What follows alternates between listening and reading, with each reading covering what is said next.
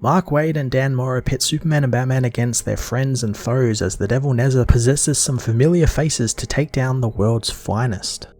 Mark Waid continues his really fun Saturday morning cartoon inspired Nezha arc, doling out some really decent amounts of exposition on Nezha and how the Warriors of G stopped him long ago. I really enjoyed the pacing of the issue considering we were following 3 separate plots with the World's Finest, the Doom Patrol and Robin and Supergirl throughout time. All of the stories got equal page time and served their purpose on forwarding the plot in some interesting ways, and I'm really looking forward to Batman and Superman having to try and not only stop their fellow heroes but also rescue Alfred, which thanks to the story being set in the past, he finally gets to be involved in a story for the first time in what feels like years. Dan Mora continues to outdo himself with every issue, doling out a generous amount of action and various villains making an appearance alongside some newer creations like the Warriors of G. I love the use of the colour red this issue, and the particular shade of red that Tamara Bond villain and Dan Mora use is really great since it always pops off the page really well, drawing your eye to key action and story moments. Batman Superman World's Finest issue 3 was another wonderful Saturday morning cartoon inspired issue, filled with some really fun hero versus villain battles and a good bit of exposition on the new villain Nezha. I'm going to give this issue a 10 out of 10. Batman Superman World's Finest issue 3 finds Batman fighting to protect Billy Batson from the demons of hell that are sent after them. The Dark Knight calls for Superman, who silently listens close by. Bruce tells Clark to snap out of it, but the hero quiets him, listening for a heartbeat as he grabs a batarang, flinging it at the demon-disguised Felix Force, hitting him in the shoulder. Superman knows that Felix's depravity of his imagination makes him sick, and being a sadist, he would have stayed around, so all he had to do was hear for a heartbeat. Superman cauterizes his wound, demanding he fix Billy now, as Force falls unconscious. Superman thinks that it was as if someone threw a switch in his head, as Batman reveals that his mind was clouded, but everything felt so real, wondering how Superman knew they weren't in hell. He stops himself, knowing it's because Superman doesn't believe in hell, complimenting him on his throw, thinking he should have been a pro baseballer or something. Superman knows that that would have given up a perfectly good secret identity, and he didn't want to throw a punch inside the illusion, wanting to get Billy to safety.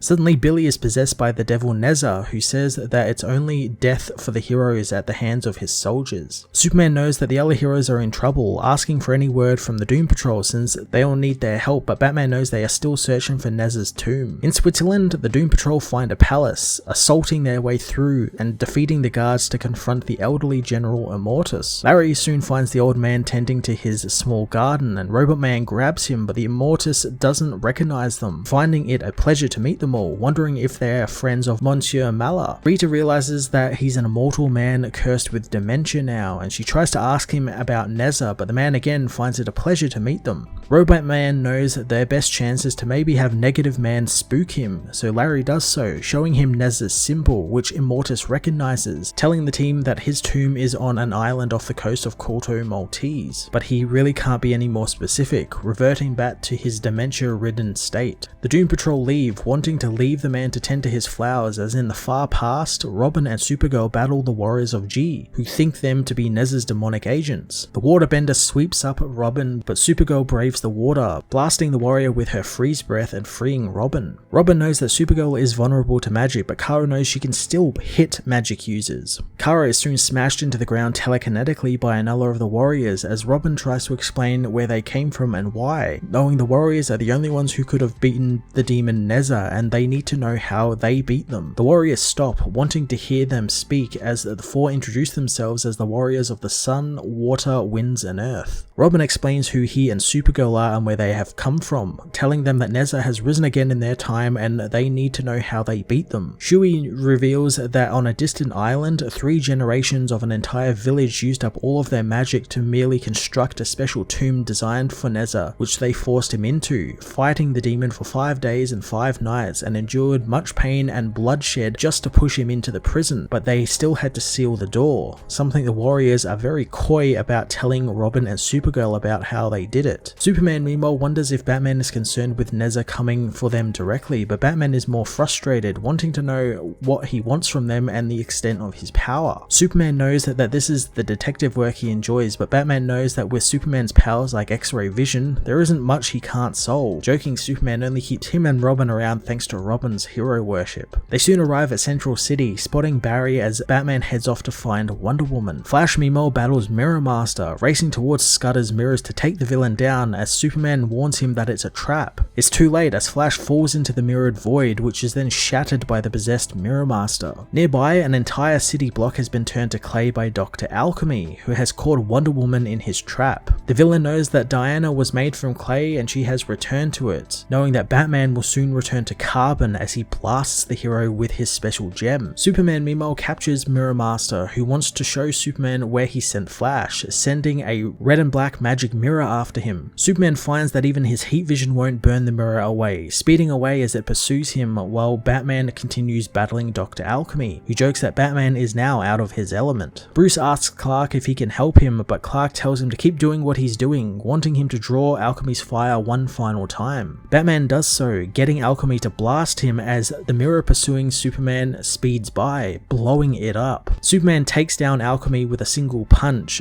as he catches his magical rock. Green Lantern arrives, telling the heroes to relax as he fills them in that Nezha isn't using villains as soldiers anymore. Batman wonders where he heard that as Hal imprisons them in a construct, revealing Nezha is possessing heroes now. Batman doesn't understand how this millennia-old demon who was just released know who all these heroes and villains are, and who to possess. He contacts Alfred, asking if anyone has had access to the Justice League servers, so Alfred gets to work to find out, as it's revealed that Nezha is controlling Alfred, using him to learn all about the heroes and villains' secrets.